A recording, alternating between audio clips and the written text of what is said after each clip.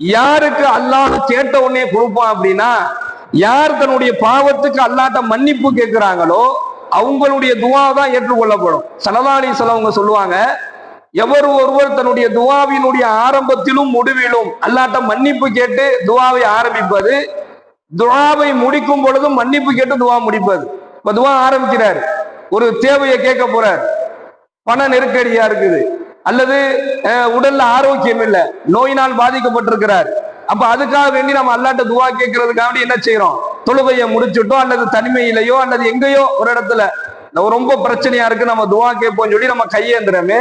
கையேந்தும் பொழுது முதல்ல என்ன தெரியுமா கேட்கணும்? யா அல்லாஹ் என் பாவத்தை மன்னிச்சிடு. முதல்ல கேட்க வேண்டியது அதுதான். யா அல்லாஹ் என்னுடைய பாவத்தை மன்னிச்சிடு.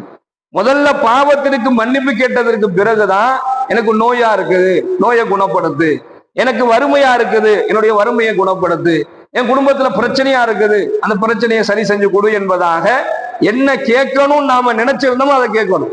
அதே போன்று எல்லாம் கேட்டதற்கு பின்னாடி இறுதியாக மீண்டும் அல்லாஹ்ட்ட என்ன செய்யணும்? யா அல்லாஹ் என் பாவங்களை மன்னிச்சிடு, யா அல்லாஹ் என்னை மன்னித்து விடு என்பதாக அந்த இஸ்திக்ஃபாரோடு துஆவை ஆரம்பித்து முடிப்பதை ஸல்லல்லாஹு அலைஹி வஸல்லம் அவர்கள் சிறந்தது என்பதாக சொல்லி காண்பிக்கின்றார்கள். அப்போ அல்லாஹ் சொல்றான், வக்ஃபிர் லனா, இறைவா எங்களை மன்னித்து விடுவாயாக, ரப்பனா இன்னக அன்தல் அஸீஸுல் ஹக்கீம். இந்த உலகத்திலேயும் சரி நாளை மறுமையிலேயும் சரி நம்மை அறிந்தவன் அல்லாஹ் ஒருவன் மட்டும்தான்.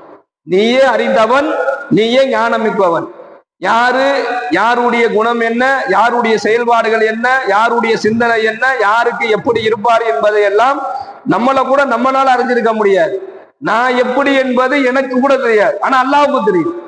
ஒவ்வொரு மனிதனுடைய குணம், அவனுடைய நிலைப்பாடுகள் எல்லாமே அல்லாஹ்வுக்கு தெரியும். அந்த அடிப்படையில் அல்லாஹ் இந்த துஆவை சொல்லி தருகிறான்.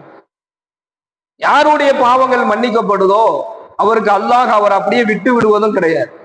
யாருடைய தௌபாவை அல்லாஹ் ஏற்றுக்கொண்டானோ அவர் அல்லாஹ் அப்படி விட்டு விடுவதும் கிடையாது. பெருமானார் ஸல்லல்லாஹு அலைஹி வஸல்லம் அவங்க சொல்றாங்க, அதிகமாக அல்லாஹ்விடத்தில் தௌபா செய்யக்கூடியவர்களுடைய அவருக்கு அல்லாஹ் வழங்கக்கூடிய அன்பளிப்பு பரிசு என்ன அப்படின்னு சொன்னா